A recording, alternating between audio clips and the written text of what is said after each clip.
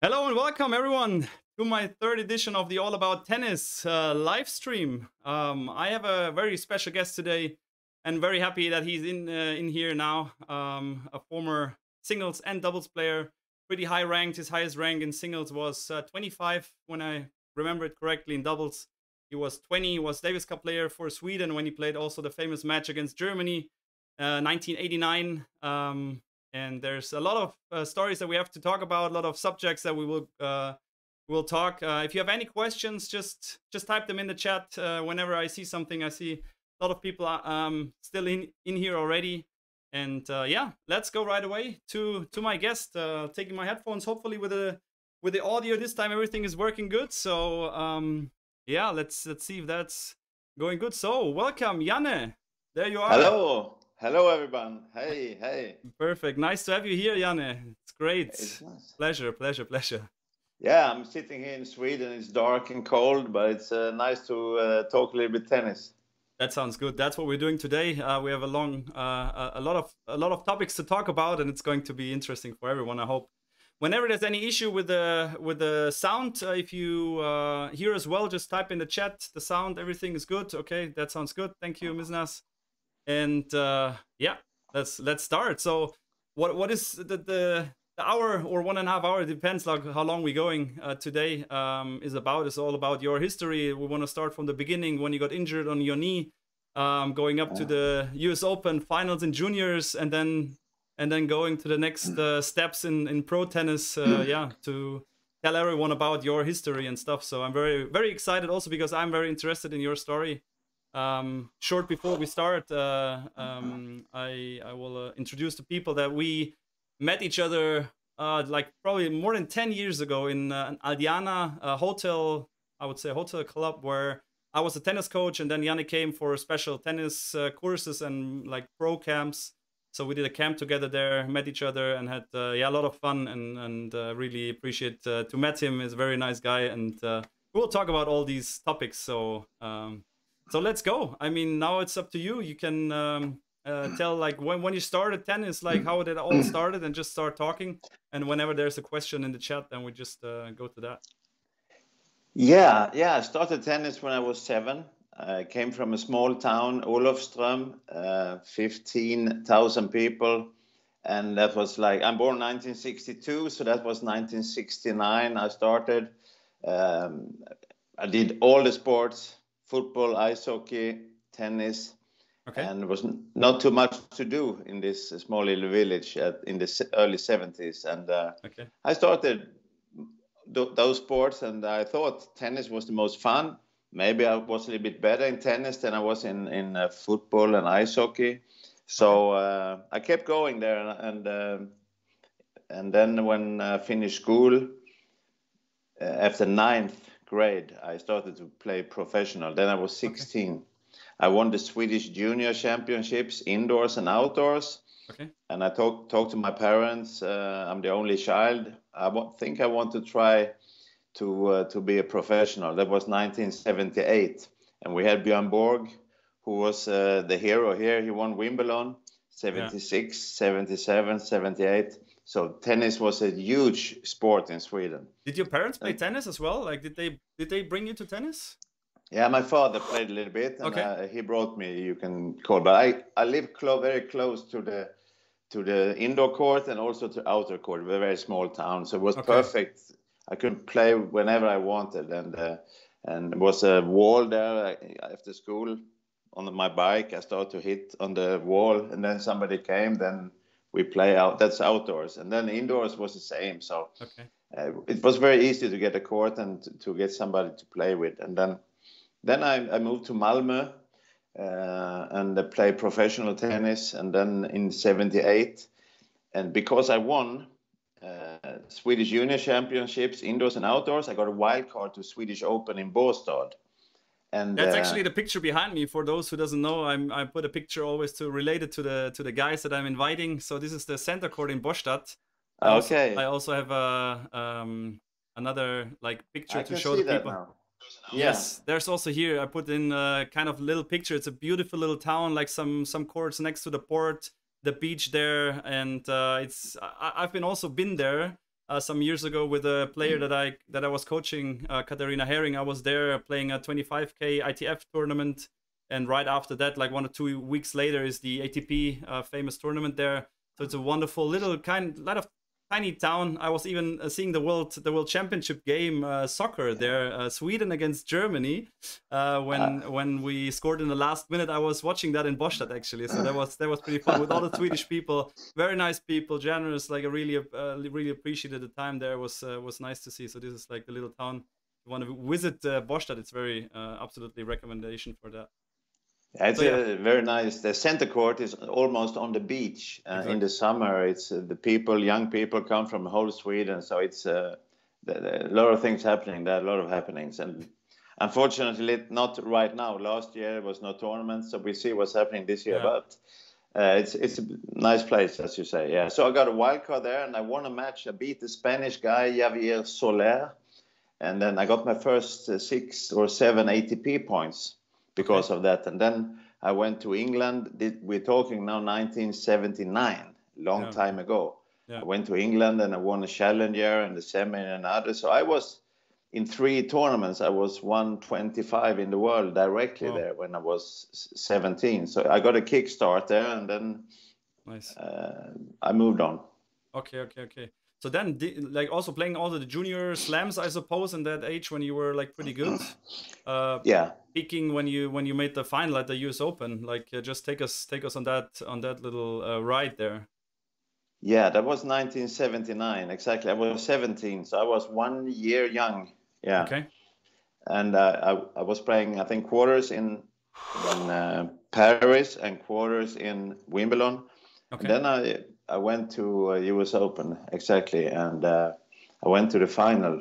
I have to remember, it's many years ago now. Yeah, I can imagine. It's 41 years ago.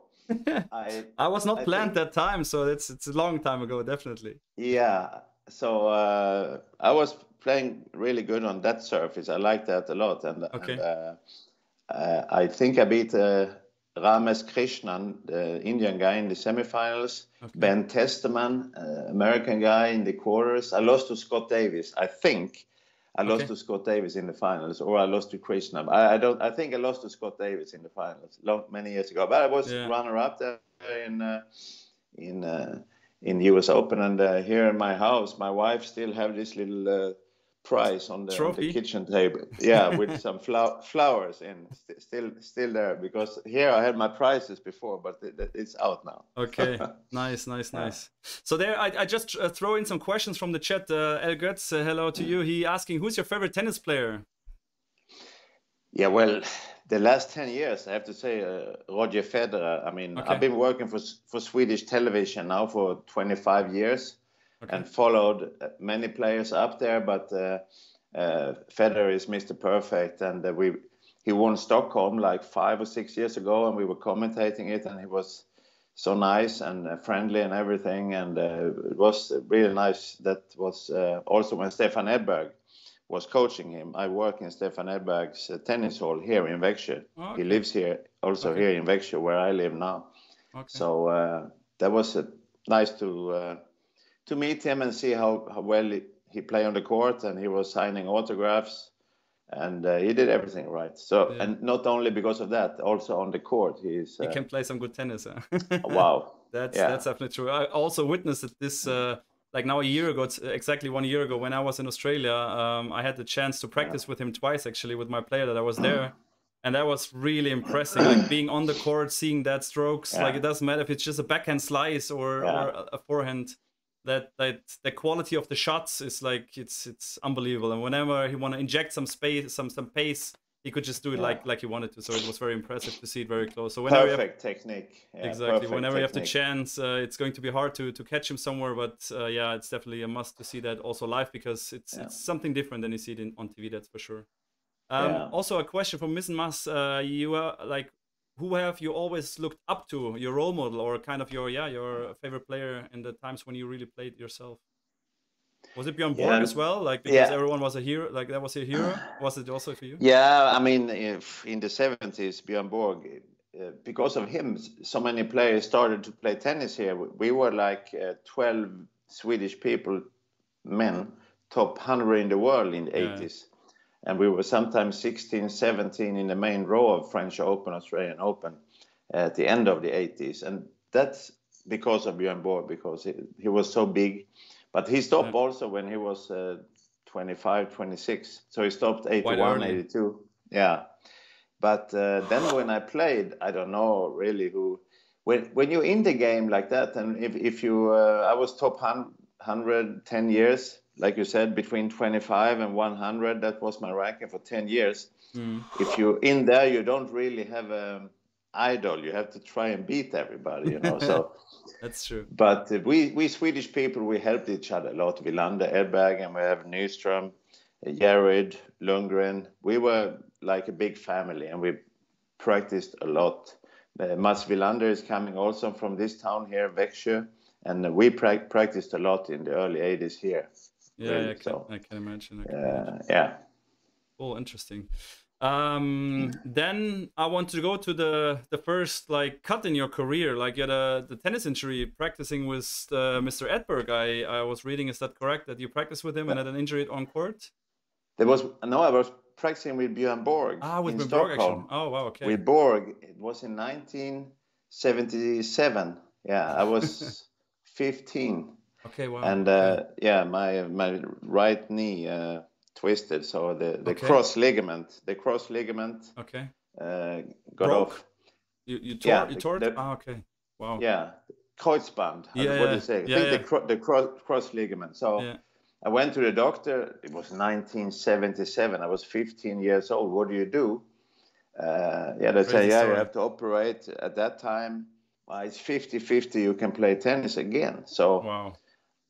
I decided not to operate, and the doctor said, you have to try and put the muscles around the knee strong.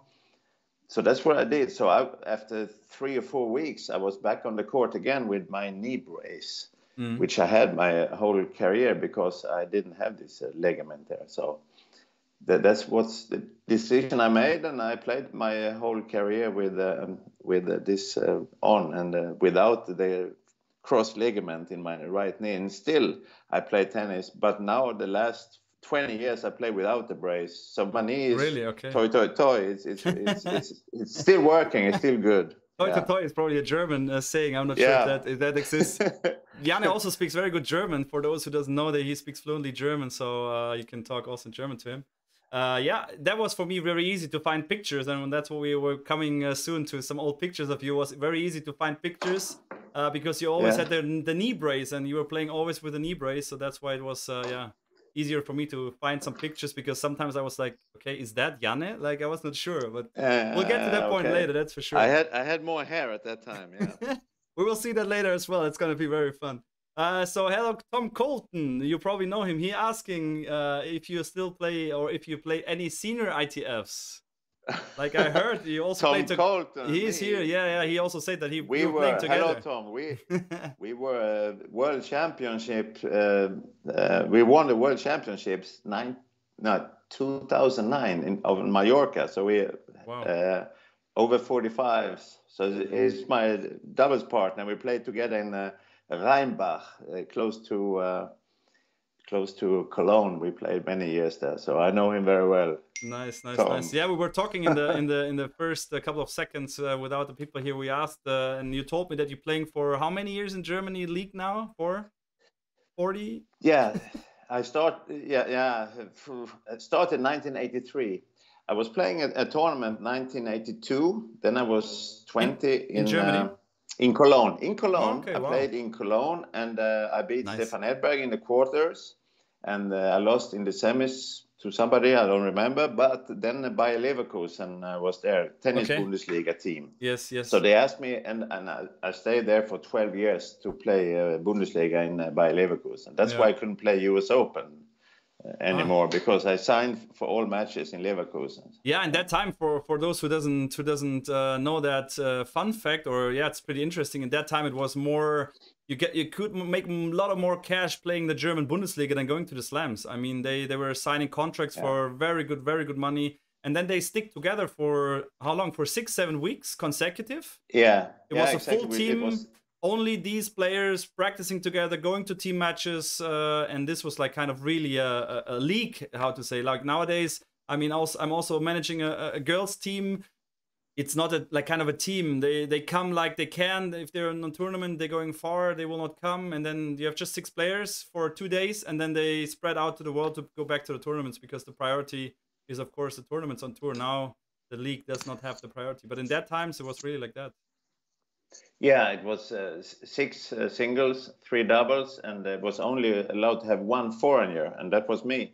And was another, and then only Germans. And like you said, I signed the contract for 10 matches. We played Friday and Sunday, so it was 5 weeks. Yeah. For 5 weeks, and then it was the final round, Endrunde, if we made it, or Abstiegsrunde if we had to a relegation to go down. So that was fun time in Leverkusen. That's why I like Cologne so much, also where you live now. So Neil close. Yeah, exactly. So Neil McEffer was the coach at that time. He was the coach among Lutz Steinhöfel, Neil McEffer, and nice. At the first time we had Peter Scholl. Peter Scholl was the coach for the first couple of years. Yeah. Okay. Yeah. Nice. Fun times. So good. Times. Neil McEffer was still practicing in the academy that I'm working at the Robert Orlik Tennis Academy. I'm still involved somehow there. So he's still like coming there sometimes and doing some lessons. Yeah, very fun to know that he was then like your team. Yeah, we have the same hairstyle. Now definitely. We had so much fun. He said, "Jan, I think your hair is growing back." Yeah, yours too, Neil. I think it's coming back soon. Very nice. So another question: what are you doing today? Something with tennis or something else? I work here in Växjö as a coach. Okay. 25 hours. Mm-hmm. Wait, now this went on here. So another question: what are you doing today? It's coming here. It's I turn it off. Yeah, I'm a tennis coach here in Växjö. 25 hours every week at the Stefan Edberg Academy, and then I go to Aldiana for 12 weeks every year to have these tennis camps. But so you're still doing that? I didn't even know that you're still doing. Yeah, that. I still do that, but it's since 1 year. It's because of Corona. It's not. Yeah, and I play team tennis in Berlin, SEC Berlin, Herren 50 Regionalliga. And then I work for Swedish television. But since 1 year, it's no tennis because now Eurosport have everything. I work for Swedish television. We don't have a contract on any tournaments. So that's the main thing. So it's tennis every day, and like I said before, we can still practice here in Sweden. We are lucky to can play tennis at the moment. I heard in Germany it's different, but I think on a tennis court, I mean, you've met many meters from the guy. So. Yeah, I mean that's the issue also here. Yeah, exactly. Yeah. Like, is there also you can play doubles there without a problem in Sweden? Yeah. Really? Okay. Yeah. I mean, here we had the chance to practice outdoors, even I heard. still going there, but now of course it's snowing. But there were a lot of people like going out there with like 2 or 3 degrees just because they wanted to play tennis, and the clay courts they kept open so people could play there. That was But they do it Corona safe. You have one entrance to go in, and then you have another entrance to go out. And if you have 4 courts, on court 1 they start 10 o'clock, and court 2 they start 10:20, 10:40. So it's not it's no Stau. People they're spread out. They're spread out. Yeah. Yeah, I get it. So there's a message from Basti. He is from ATV Hildesheim. He says, "Hey Jan, do you remember the time at Hildesheim together with Anders Jarret? A great time on and off the court." Yeah, of course. It was also fun. I think it was in the 90s. We were German champions, Herren 30, with the Jarret, Pamfors, and we had a lot of. Like I said, I played team matches every year in Germany. That's the highlight every year to do that in May and June.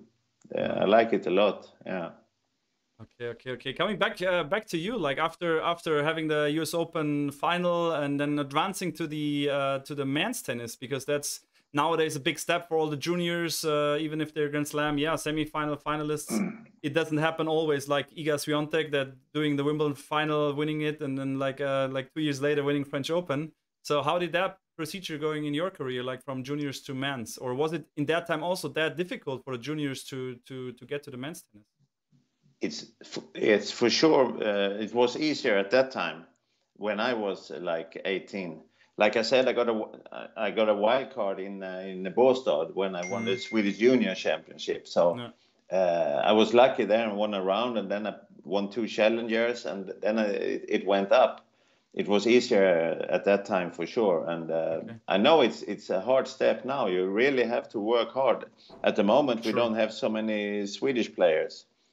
They don't work as hard, I guess, as the other countries. So it's for sure tougher now than it was like 40 years ago. Yeah, I can imagine. Okay. But hard work, and you have to have your mind. You have to want it, not the coaches or parents. It's up to you. You are the one on the court, and it's all up to you, not anybody else. I think that's important to know. Okay. Coming back to what you just said, like Ben Gerler, sport psychologic, asking additional questions. What would you say is the most important skill of a tennis player today, and also in your career? And did you work like mentally a lot in your career? That's also like my favorite shot was serve and forehand, and if you remember in the early 80s, you don't. But for example, French Open final, Mats Wilander played Guillermo Vilas in the finals in 1982. And every ball went like 50, 60 times over net. Now it's not possible. So I think the serve and maybe the return, serve and return now is the most important strokes, I think. But I was also lucky to have a pretty good serve and the forehand, so I can finish the point pretty fast. Some people at that time in the early 80s, they were playing like Wilander. Björn Borg did it too, from the baseline, very strong. They could run for 4 hours. And then in the 90s, coming more and more, and people were longer and longer. Ivan Isevic, you have Rafter, you had some players with a huge serve. So serve was coming more and more into the game. Not so much in the 80s, but then 90s it was coming in, and now serve is so important, and the legs, how strong they are now. They're in the gym a lot. We were not so much in the gym. So they are strong, fast, and serving better. Everything improved. Look at football, for example, how that was played 40 years ago. You also see all sports go like this. 100%. We're going to watch also later like a match that you played and seeing some of what you're just talking about, and it's very interesting. I love to watch like old matches, even tennis matches, also soccer matches, to see like how they played, and then like amazingly how that changed and how it went that like different nowadays. So very interesting. So then a longer question from Funkenhund. I read the book of Boris Becker, and he wrote that he took a lot of stimulates against stress the night before the final game against Stefan Edberg. And he wrote that he played the first set just with fog. Was that normal at that time? And is that still common? What do you mean, steroids? What do you say? No, stimulates, like something that he took for like getting like anti-stress, like that he was stressed out, and he took something against that. And I mean, also Agassi in his book, like I know, said a lot about that. He took some stuff like for that he couldn't sleep, and he like with the back pain and stuff. I never did that at that time. I cannot say I only enjoyed it, but I had no problem to sleep or anything like this. But Becker, I mean, he was number 1. I was number 25. Maybe that's the difference. And he had a lot of pressure in Germany. I didn't have the pressure here in Sweden. I always had Wilander and Edberg ahead of me. My best ranking in Sweden was number 3, behind those two, Wilander and Edberg. So but they're a little bit younger than you, right? Mats is like 2 years younger, and Edberg 4. 4 years younger. Yeah, exactly. So I'd never heard about that, but rumors, of course, in the late 80s, early 90s. But I never saw anything, and I never did anything of this, and not maybe took an aspirin when I played in Leverkusen. You get free aspirin from Bayer, so maybe I took an aspirin. But that's it. That's it. Okay, got it. Yeah. Okay, another question. You have children, and if yes, do they play tennis or do they something else? I have three. Yeah, that's what I want to say. Three children, 2 girls and 1 boy. And my boy is 30 now. When he was 16, he was number 2 in Sweden, under 16. Nice. And then he went to college in America, to Denver. But he injured his shoulder there. He was left-handed. And then he studied business there. And now he lives in Stockholm, working with insurance. So he had to stop tennis early because of shoulder injury. But he was number 2 in Sweden when he was 16. He played until he was maybe 18, 19. Okay. Yeah. And the other kids? The other kids, my oldest daughter, she have a CrossFit gym in Göteborg. Okay. Everything sport related somehow. Sport, yeah. And the other girl, she works also with economics and stuff. But they all did the sports, yeah. Okay. Yeah. Nice, I think that's important. Okay. And you stay healthy, you live longer. That's for sure. So we're going over to another screen because then we start with some pictures from your past, and I want you to look at the pictures and tell us like what was that about and how that happened. So I'll start with. I had to put my glasses on. Oh, that's I'm 58 years old, you know. So, but here on my it's black. Ah, okay. So you cannot see it. Ah, okay. That's a pity. It's a very old picture of you playing a Fischer racket, like with a kind of. I try to explain it, like for yeah. With that with that square. So I show you now to like everyone. Like a snee shuffle.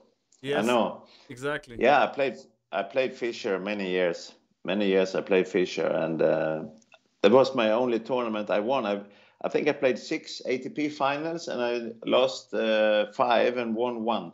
That was the one in Vienna. I beat Libo Pimek in 5 sets in the finals. That's my ATP win. Actually, I think I played with that racket at that time. I have a question because I was also like 1985. Exactly. I was 23. That's amazing. Like your memory, and that's also amazes me. Like about tennis players, that so often they know like so exactly like where it was, like how it was. Do you know the score? Can you remember the score? Because I wrote it down, the score. And do you remember the score somehow? Like, I only know that I beat him 7-5 in the 5th. That's correct. That's a correct answer. That's true. And but I think I was up 2 sets to 1. I lost the 4th set. That's correct. Easy. 1-6. That's correct. Wow. I was tired. and then what? And then in the 5th set, you just came up with like energy boost. Yeah. I think I did. I did serve and volley a little bit more. Short points, but it was tough. But 7-5 in the Wiener Stadthalle. Yeah, exactly. It was 6-7, 6-2, 6-4, 1-6, 7-5. That was the final score. I was reading also in the chat that some of you have issues with the screen, and sometimes like if it's black or if it's not working. Also with you, Janne, what you can do is going on the screen, clicking the settings button there, and then just reduce your frames per second. So then go down to like 160p or 360p. So that might work for you guys. I just found that out. So then you can now you can maybe see that picture. Yes, I see now. Perfect. So that's like your hair. I mean, that's legendary. Even the style is it's so funny. This is for sure Vienna. That's in Vienna, 1985. Okay. That's very good. That's very good. So another picture where you're there, I think with Stefan and Mats. They congratulate you. I'm not sure if you can remember that picture. Looks like black and white. It's been a long time, of course. Also, do you remember where that was? Maybe after. I don't see it now. Maybe it comes like it's slightly later. The stream is slightly later than what we are talking. Yeah. I'm up north at the North Pole in Sweden. You know?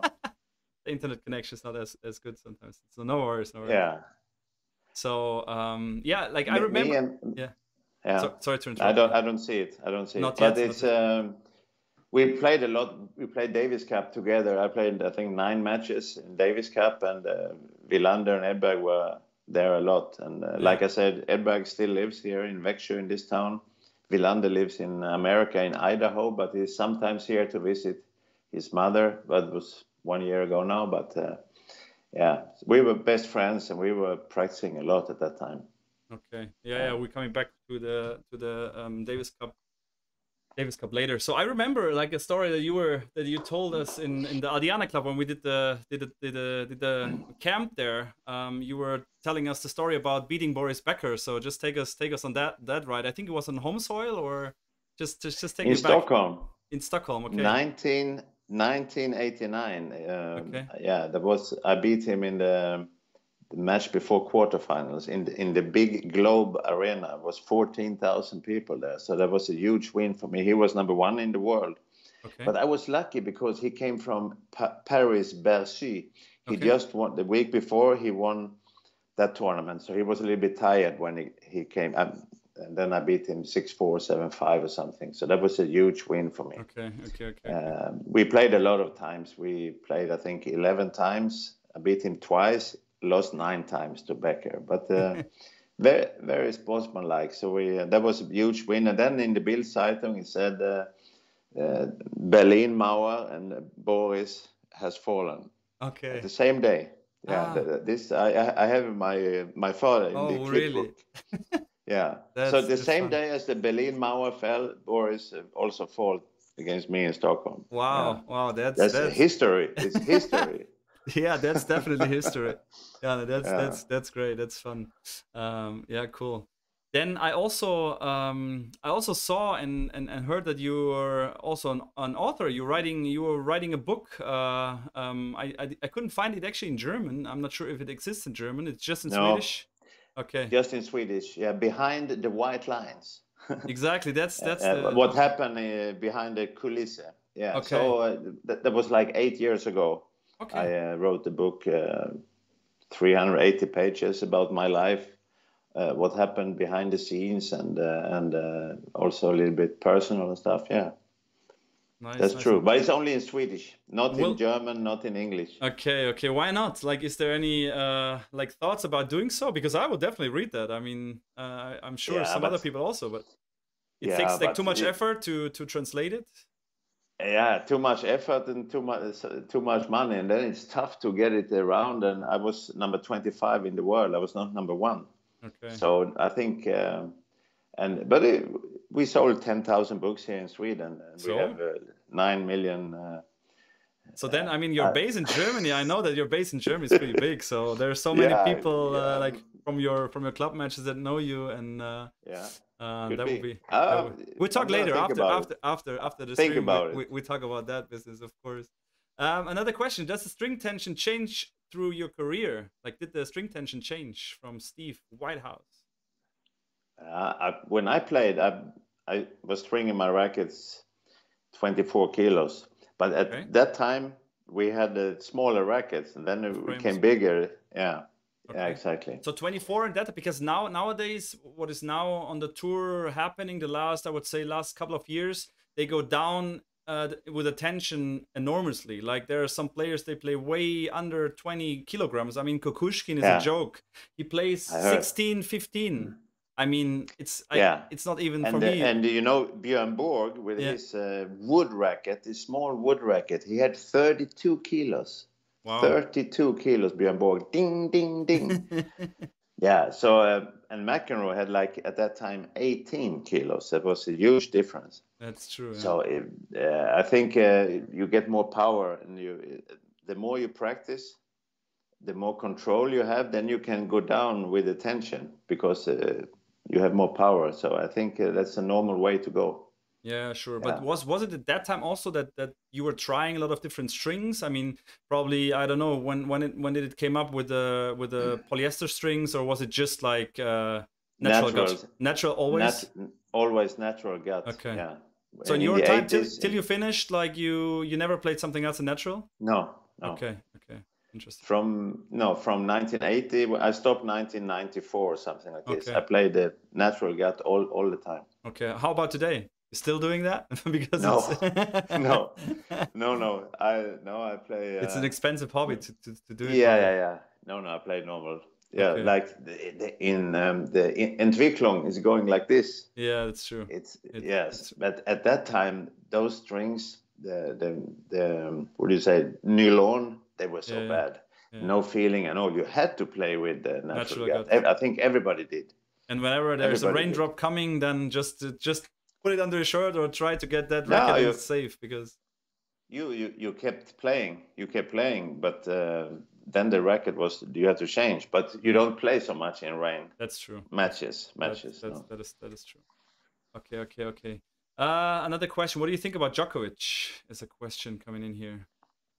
Yeah, I mean, those three, Federer, Djokovic, and Nadal, for 10 years or more, they've been up there. It's unbelievable. Yeah, those three. I think Djokovic and Nadal, they're gonna miss Federer now when he's not playing so much anymore.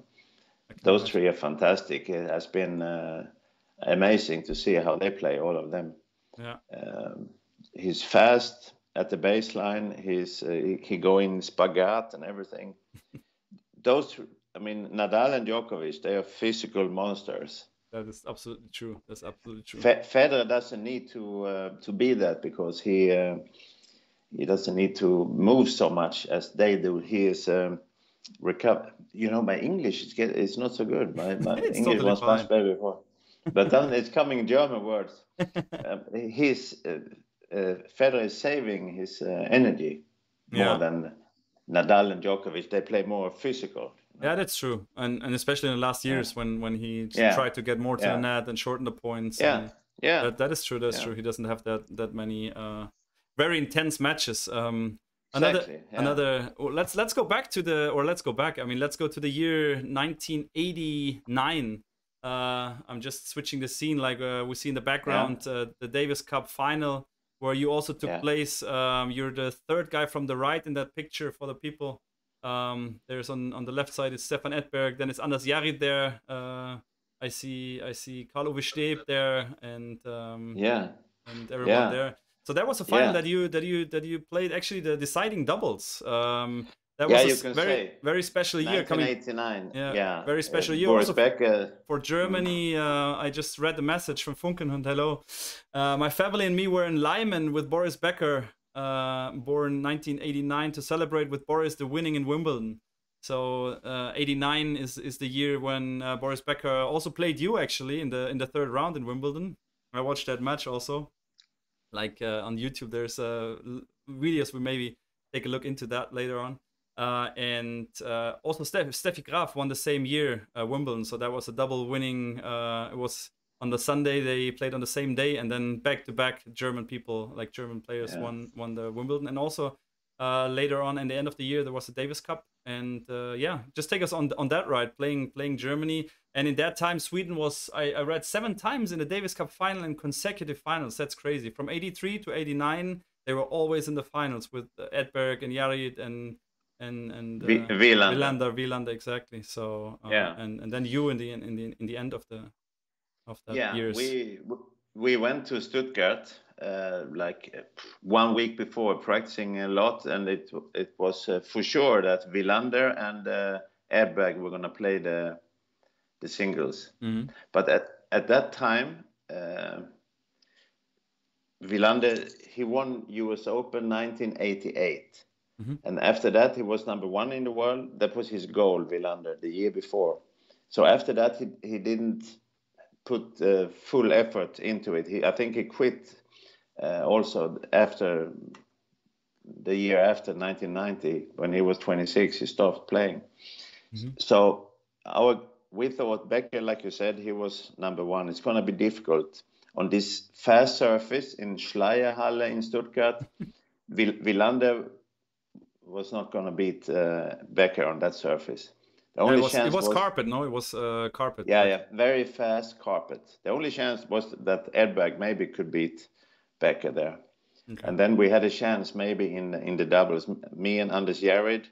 It was from the beginning said, because we played pretty good before a couple of matches, that I was going to play with Jarrid. Okay. Because normally, okay, Edberg could also play with Jared, but it's going to be tough for Edberg to play 3 days in a row there. So, yeah, Boris Becker beat Edberg and he beat Wilander. Easy. I think on a Friday, started with Becker and Wilander. 6-1, 6-1, 6-2 for Becker. He smashed him. And then Charlie Steeb lost to Edberg, so it was 1-1. And then the double, we thought maybe it's deciding, because we hoped that Wilander was going to beat Charlie Steeb on Sunday, but Becker is going to be tough to beat him, even for Edberg. But we lost 7-5 in the fifth to Becker and Yellen. And we had a break in the fifth, 3-1, me and Jared. It was a pretty good double. I think I couldn't play better. So it was, at that time, top-level double. And also Eric Yellen. We thought, like, I was maybe the weak point in our team. We were trying to play a lot on Eric Yellen, but he was playing really good there, supporting Becker. And Becker was pushing him. Nicky Pilic was coach. Exactly. Yeah, we lost that double, and then Becker killed Edberg 3-2 and 2, and then they put on Tina Turner, Simply the Best, right after the match point on Sunday. So Germany won, verdient. Yeah, and they won it like the second consecutive time in that year, because the year before they did it already. So that was the 2 out of the 3 Davis Cup wins that we have. But it was impressive to also see. Sweden, against Sweden in Göteborg on clay. Yeah. But Wilander, after US Open, he didn't practice so much. And there, Charlie Steeb, I think, beat Wilander, if I'm right, 1988. He played in Göteborg indoors on clay. Okay. And so then, that was really a disappointment for Sweden, that we lost on clay at home. Yeah. Interesting. That's true. So yeah, fun to hear from your perspective, playing that matches and to seeing these times, because I didn't grow up in these times. I was born in '87, so I was 2 years old. Probably I heard my father and my mother like going crazy, because they're of course big tennis fans, and but I didn't quite get that much of that time. So must be very interesting. I understand. It's 30 years ago, 31 years ago. Exactly. So. Exactly. That is it. There is a question coming in from Tralafiti. Hello. How hard was it for you to end your career? It was hard, of course.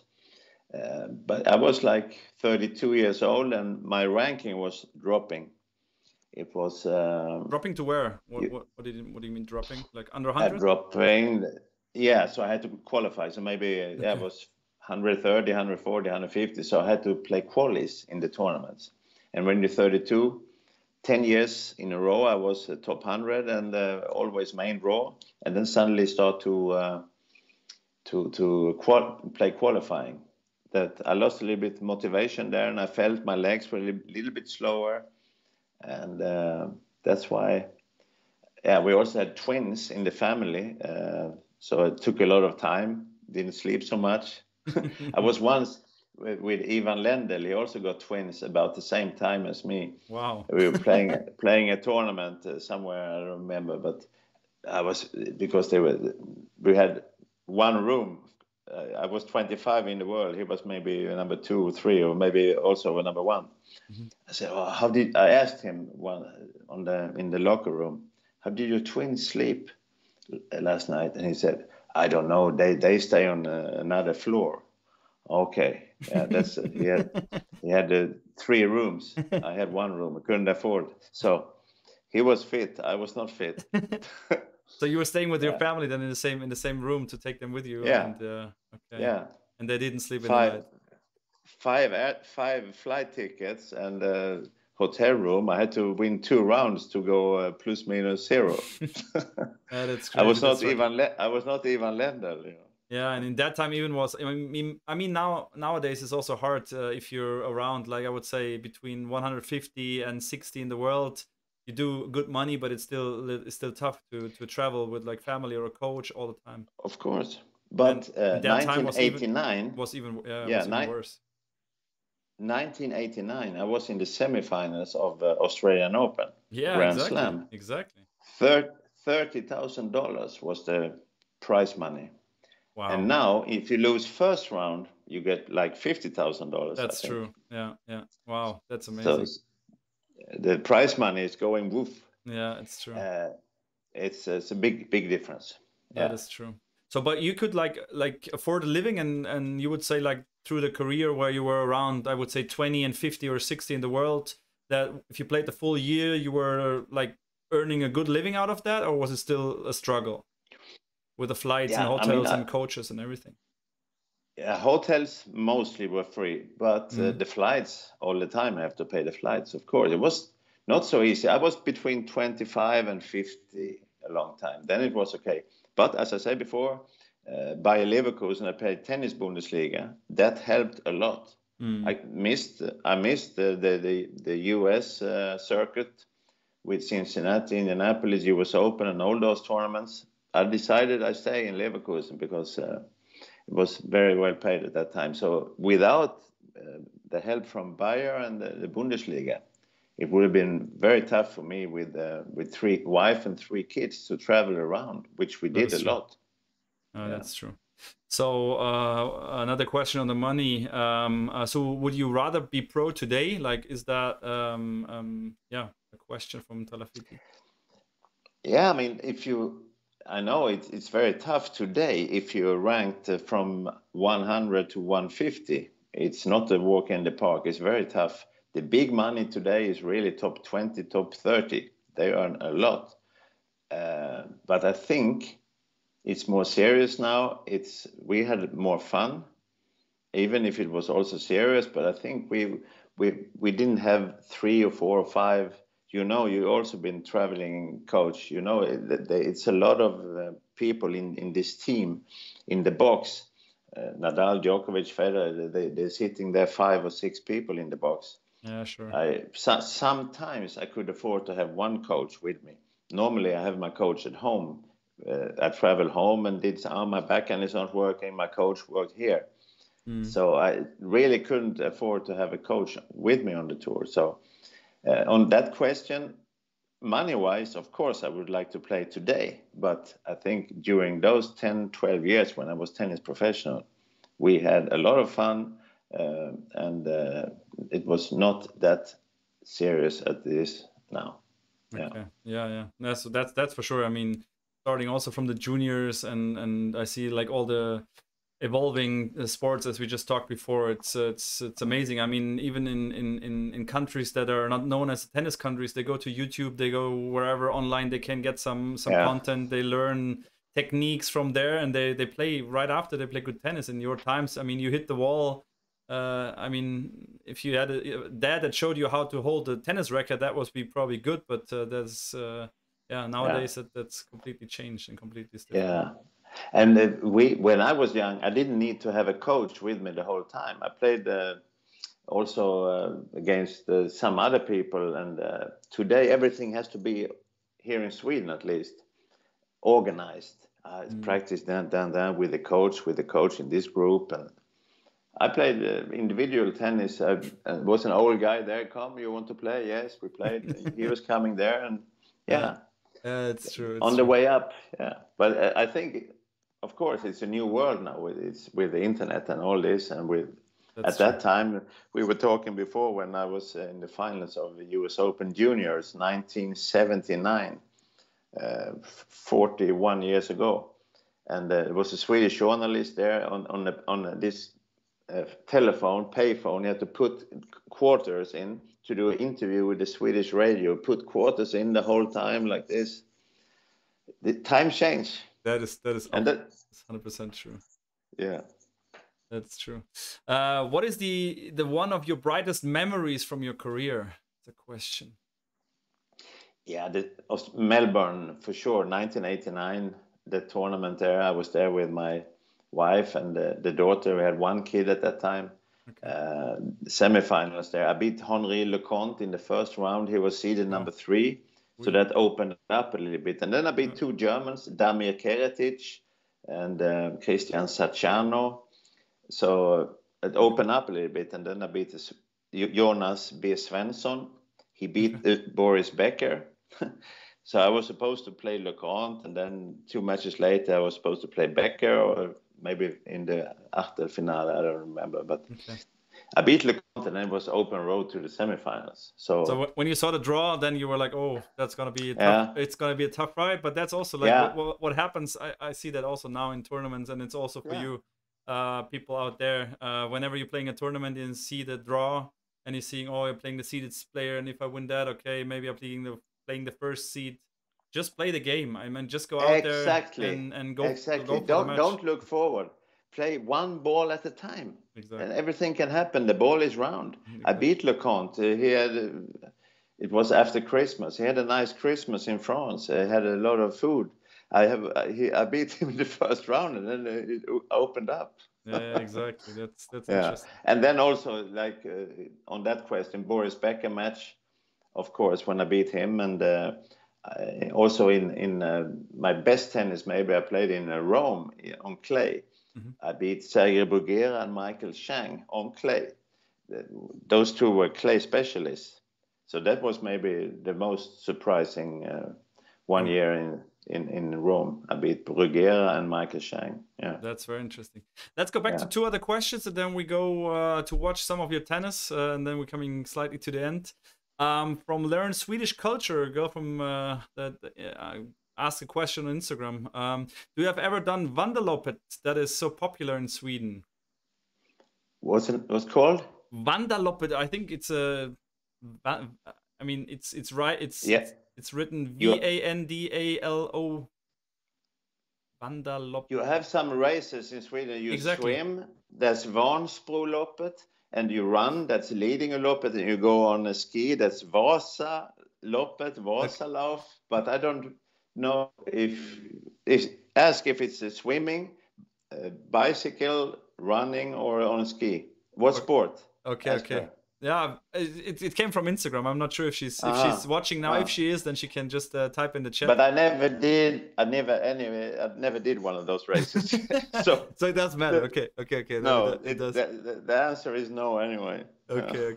Good. That's good. So let's jump in then. I've created like a different other image. No, maybe you see it on the phone. I mean, that's hilarious. I can recommend it to everyone. To watch this match. I mean, he played that was the year when we were talking about like the biggest year of Janne, also 89, playing Australian Open semis, then playing the Davis Cup in the end of the year. So it was a pretty big year in your career, and also in Boris Becker's career, winning the Davis Cup that year, winning Wimbledon that year.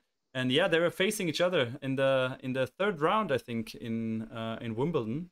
And I'm not sure which round, which guys you beat before. I didn't check that because it was hard to find some results from that time. That was an interesting match. But we played on court number 1.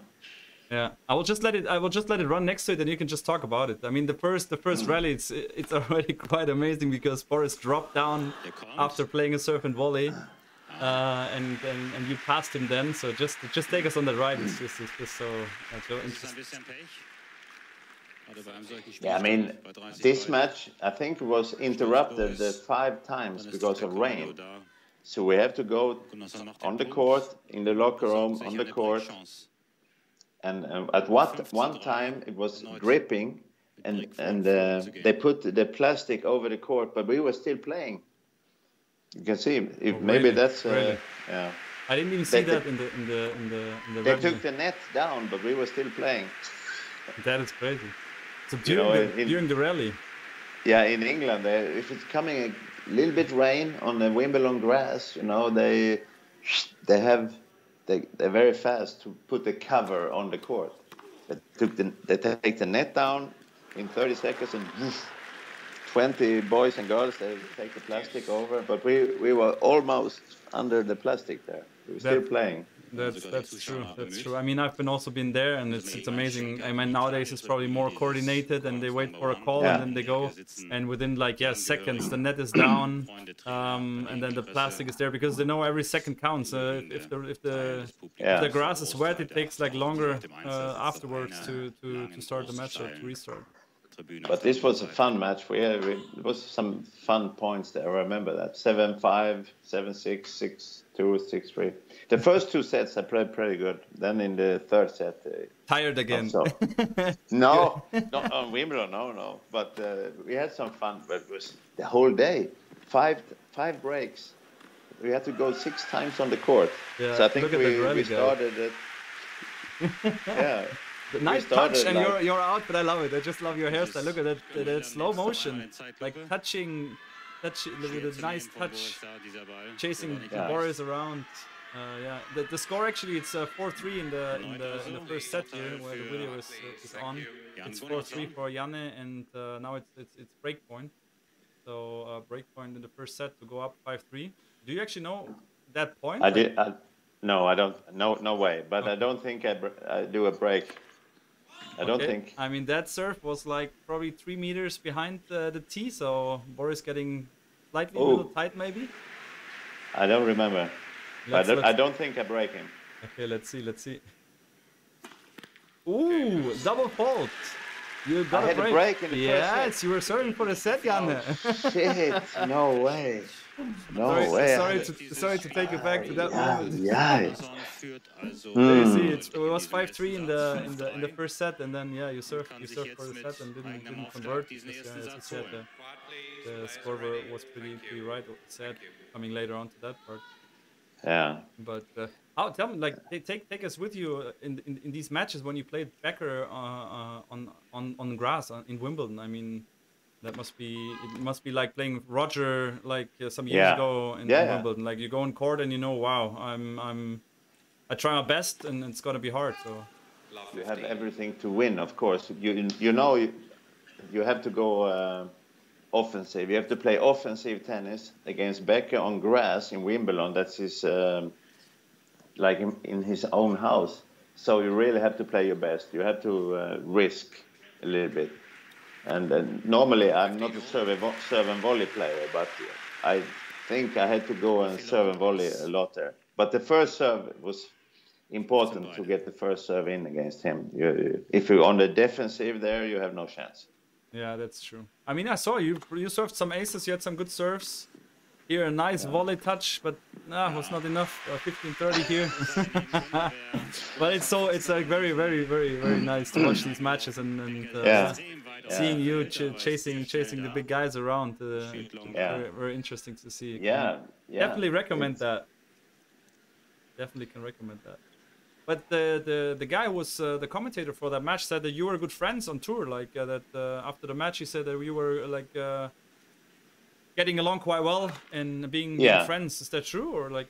What were your biggest friends on tour? And man, there's all the Swedish players. Most of we were like a family. But then because I played Bundesliga in Germany, so I was also very good friend with Patrick Kühnen, Charlie Steb, Boris Becker, Mikael Stich, Erik Jelen, Mikael Westphal at that time. So.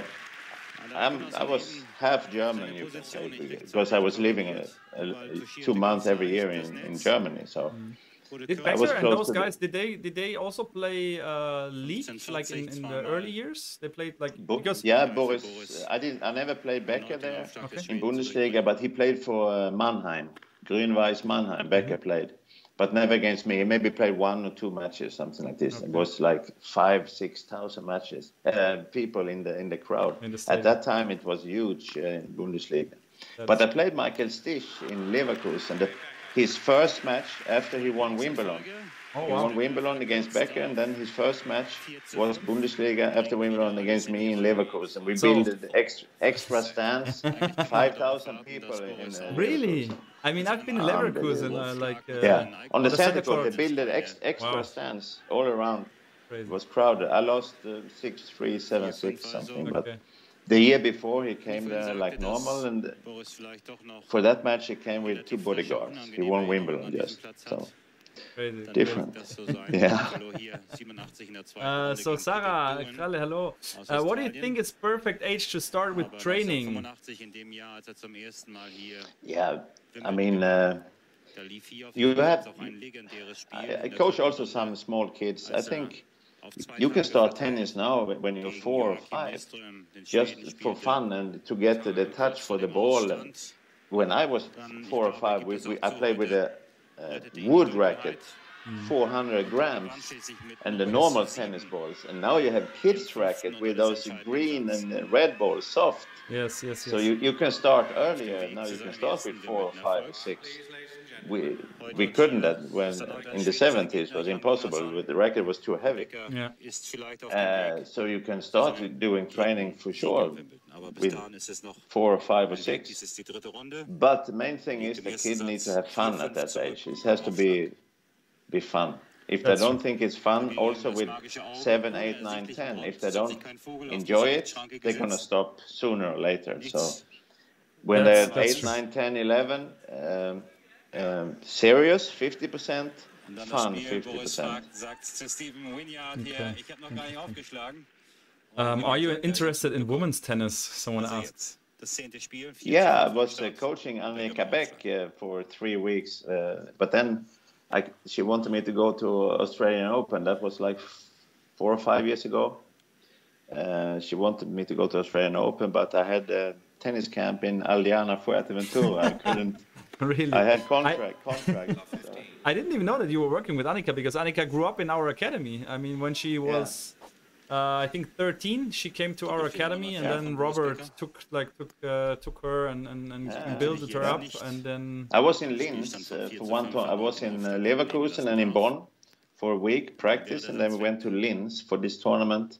She won a round, lost second round, and then I went home, and she wanted me to do more, but I had contract to do Liana Fuerteventura. I couldn't go to Australian Open. So Frank didn't let you go. Exactly. Okay, Star, welcome. Thanks for the follow. Okay, Start is here also, like a guy that you know probably from I know. Hello, Okay. Hey. From Fuerte, from these tennis camps, also tennis coach. Nice you've been here. He's asking, Janne, when are you becoming the Bürgermeister of Conil? Bürgermeister of Conil. That's Aldeana, Andalusia. Aldeana, Andalusian. I'm never going to be the Bürgermeister there, because the head coach is Georgi from Hungary, and he is the Bürgermeister from Conil. No chance to take that spot. Okay, you know that.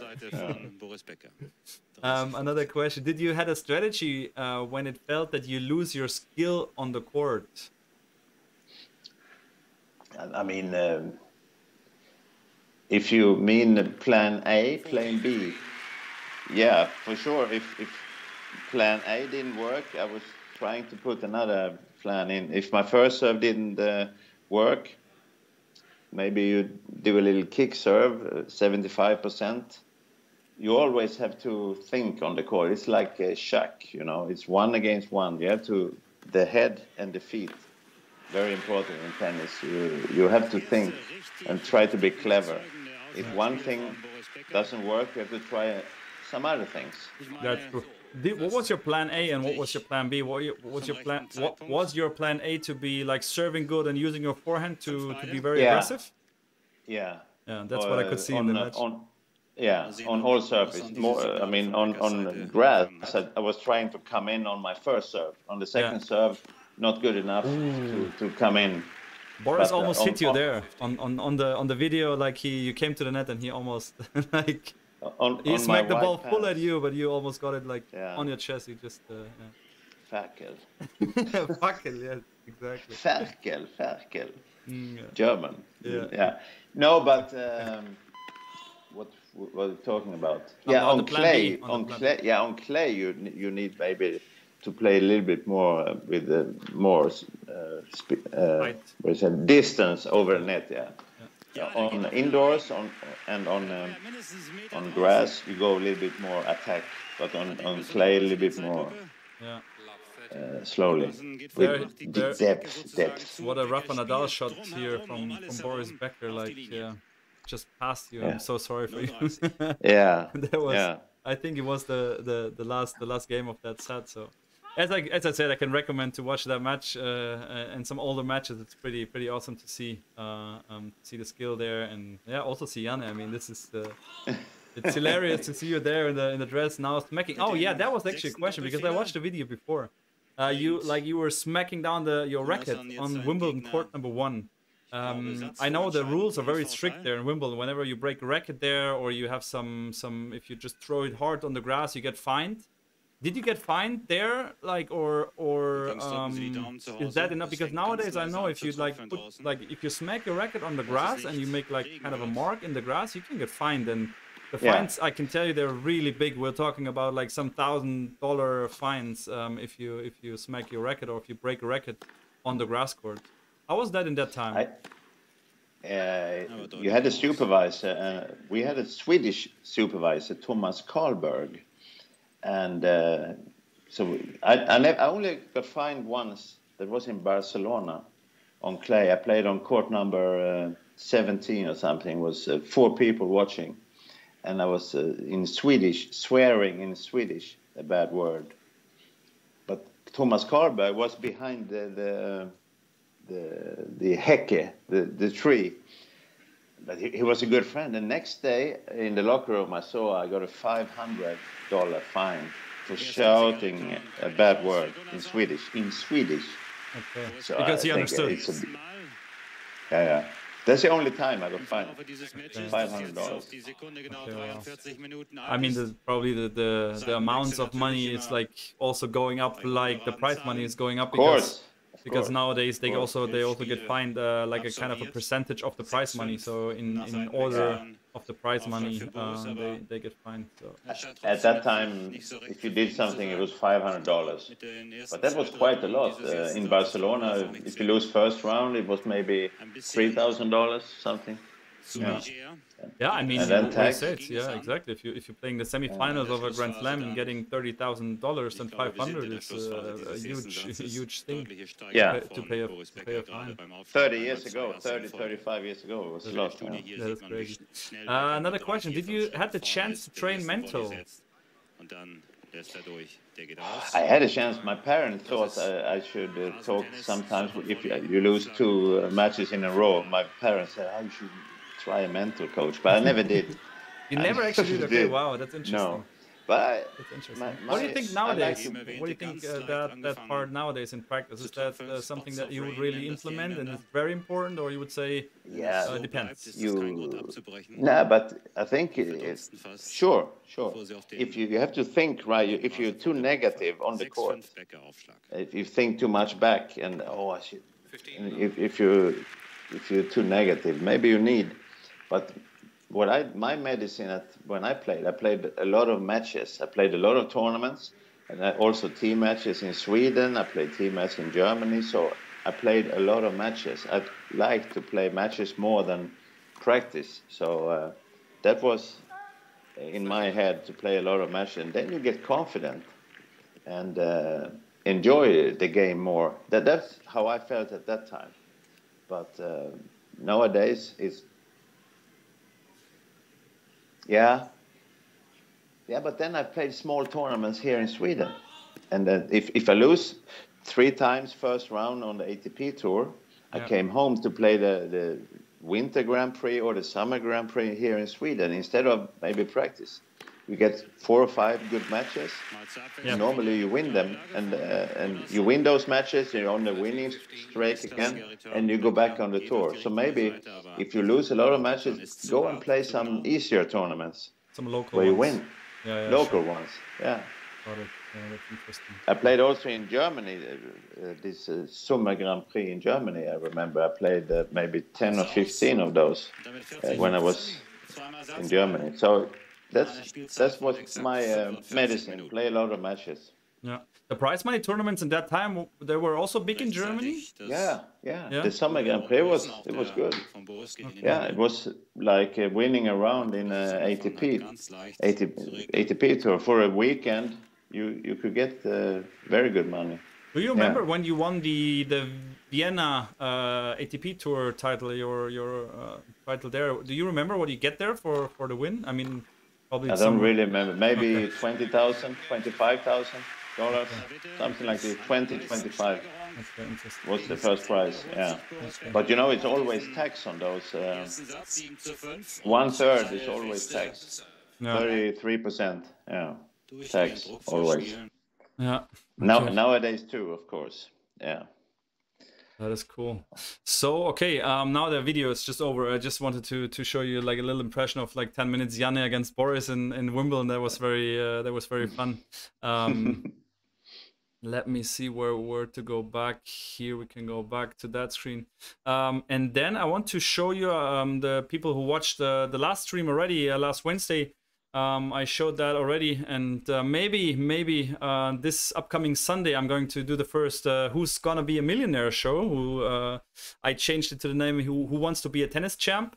We're doing like kind of a millionaire show, and also only with tennis questions, because whenever I saw the show, I was like, okay, that would be cool, like doing it only with tennis questions, and that's what I'm gonna do. Of course. So also inviting like either guests or people from the chat that can qualify to join.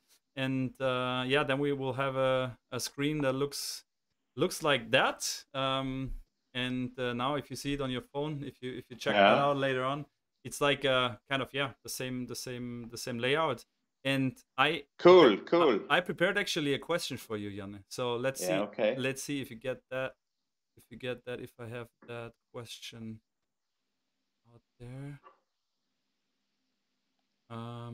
But you actually answered the question already before. Did I? Yes, and that was actually pretty close to the correct answer. Let's see if you get that. Give me a second. If you have any other questions, favorite German word or sentence is asked in the chat. I will just set that question up, and then let's see if that works. So Janne, what is your favorite German word or sentence? Because who asked that? The Tralafiti is a guy that asked that. Volle Kanne. Früh ausholen, früh ins Bett. Volle Kanne is definitely a good one. Yeah. So the question is, Janne, what was the final score in the match against Boris Becker? I will just read it out loud, so you can. Was it 7-5? Wait. I give you it's Who's Gonna Be a Millionaire. I give you. Of course, I give you 4 answers.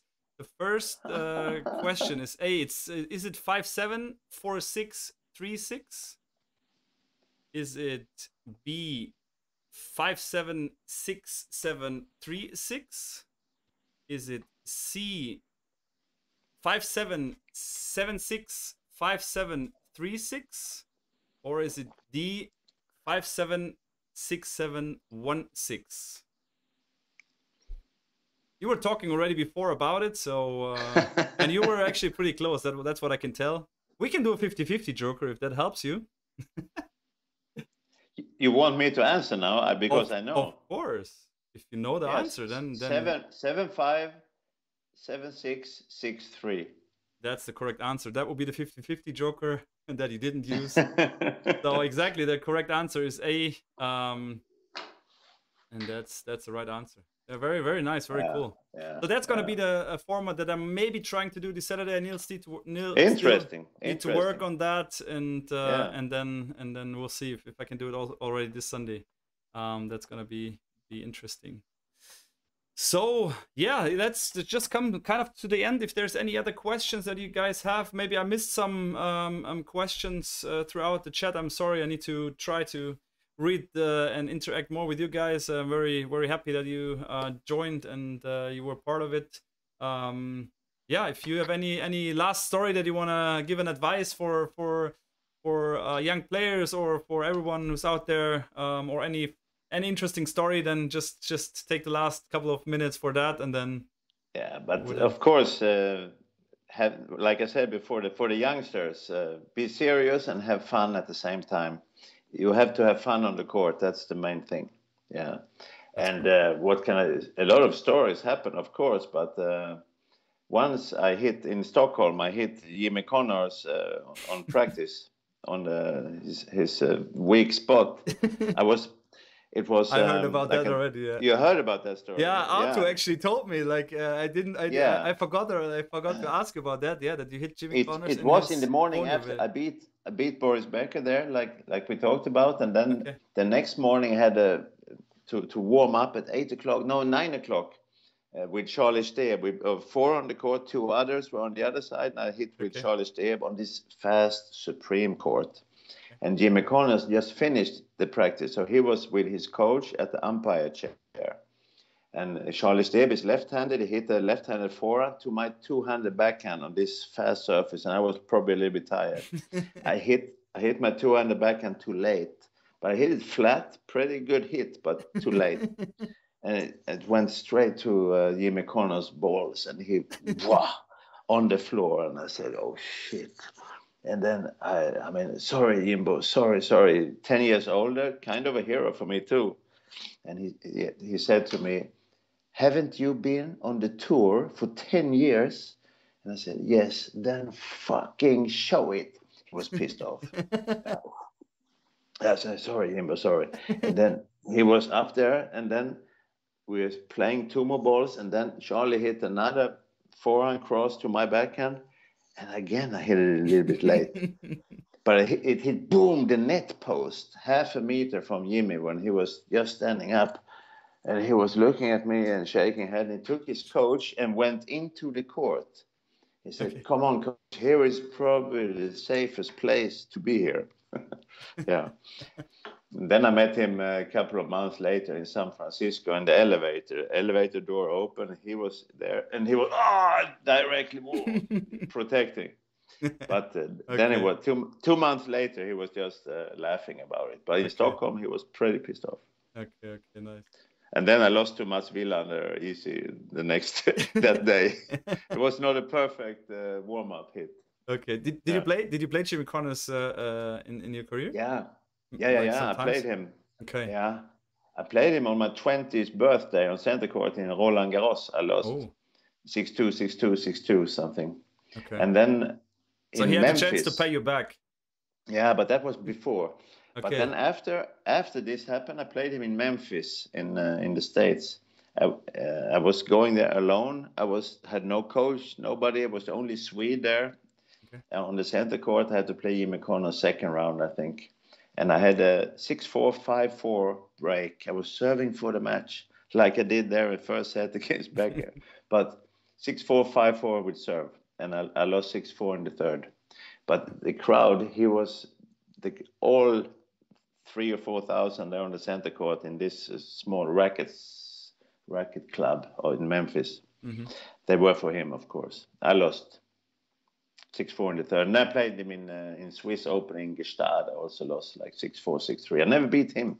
Okay. I never beat him. I never beat Lendl, but Boris. I beat Boris. I beat Edberg, Wilander. I beat twice.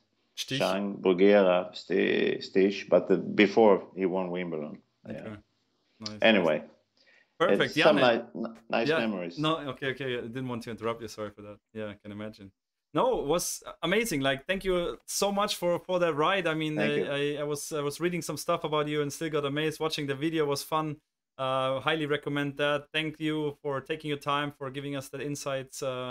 We'll probably see us one day again, maybe in Adiana for a tennis camp. I need to check that out with Frank if that's possible. That's going to be a lot of fun.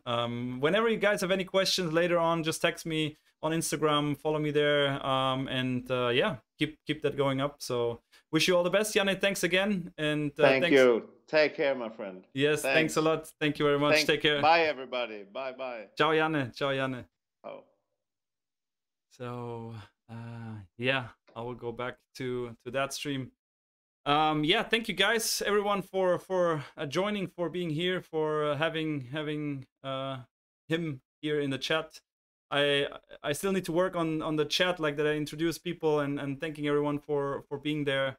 So still new also for me. So as I said, thanks a lot, and yeah, maybe see you on Sunday. I will announce that on Instagram if that's gonna be the first Who Wants to Be a Millionaire challenge. Sometimes the camera doesn't autofocus. Okay, let's see if that. Need to work on some things here, and yeah, wish you all the best. Stay safe, stay home, be healthy, and can't wait to do the next stream. It's really interesting and exciting for me as well. So, and hope you enjoyed, and yes, see you maybe on Sunday. Ciao, ciao.